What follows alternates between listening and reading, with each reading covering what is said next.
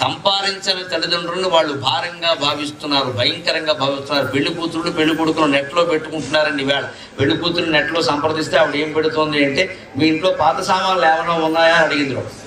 వాడు పాపం ఏం చెప్పాలో తెలియక, పాత సామాన్లు ఎందుకుంటాయి, మా నాన్నగారు ఎప్పటికప్పుడు పాత సామాన్లు బయట పారేస్తారంటే, మీ నాన్నయ్య పాత సామాన్ అంటే అర్థం అని చెప్పింది. పెళ్లి కూతురు దృష్టిలో అత్తమామలు పాత సామాన్లు అమ్మా ఈవేళ. అంతేకాదు ఇంకో కొత్త మాట ఈ మధ్య పుట్టించారు, స్టోర్ రూమ్ అంటున్నారండి. అత్తమామలు స్టోర్ రూమ్ ఉందా అంటే, స్టోర్ రూమ్లో పడేద్దామండి. వాళ్ళు మన దగ్గర రావడానికి వెళ్ళేది. ఈ ధోరణి ఎందుకు వచ్చిందండి? మనం ఆలోచిద్దాం ఎందుకు వచ్చిందో. వాళ్ళ మనస్తత్వాలు ఎందుకు మారే. వాళ్ళకి ఇదివరకు మేము మనం చదువుకునేటప్పుడు కలం వాడితే ఒక కాలంలో ఇంకు పోసుకునేవాళ్ళం. ఇంకు సీసా కూడా ఒకటి ఉండే. కాలం ఎప్పుడు ఒకటే. 6వ తరగతి నుంచి 7, 8, 3 తరగతులు అయ్యే వరకు మాకు వేరే కాలం లేదు, ఒకటే కాలం. రెండో కాలం కొనమంటే మా నాన్నగారు చదువు మానేమని. నీకు చదువుకు మళ్ళీ 2 కాలాలు ఎందుకు